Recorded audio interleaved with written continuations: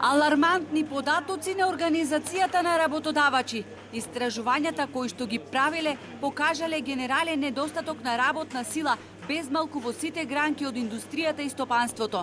Најзагрижувачка е ситуацијата во угостителството и во електроиндустријата, која своевремено важеше за една од поразвиените индустријски гранки во Македонија. Во делот на угостителството, одливот на кадар може би е резултат на ковид пандемијата, но недостатокот на работна сила во електроиндустријата е многу подолгорочен и треба сериозно да се разгледува, велат од Организацијата на работодавачи. На пазарот на трудот има голем број на работоспособно население кое не ги задоволува потребите на пазарот на пазарот.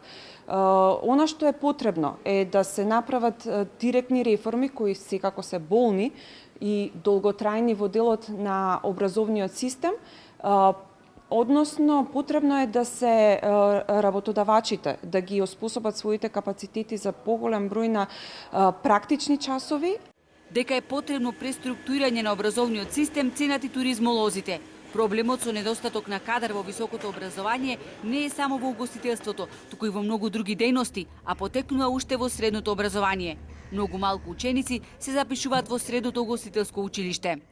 10% од вкупно запишани средношколци се запишани во на струките кои се потребни за ова стопанство. Замислете, тоа е поразителен податок, бидејќи на вистина во овај момент може да каже дека сме загрозени и дека дејноста ни е во опасност од страна на таа работна сила која што е клучна за оваа дејност, бидејќи факторот човек е неприкосновен за угостителство и туризам. Треба да се најде начин како да се насочат учениците кон средните угостителски училишта, бидејќи истите се потенцијални студенти на факултетите за туризам. Тоа е нашата работна снага, додаваат туристичките експерти. Проблемот е актуелен една деценија, но последниве години ситуацијата е крајно загрижувачка. Кувари, слаткари, кенлери, шанкери нема ни за лек, се жалат хотелиерите.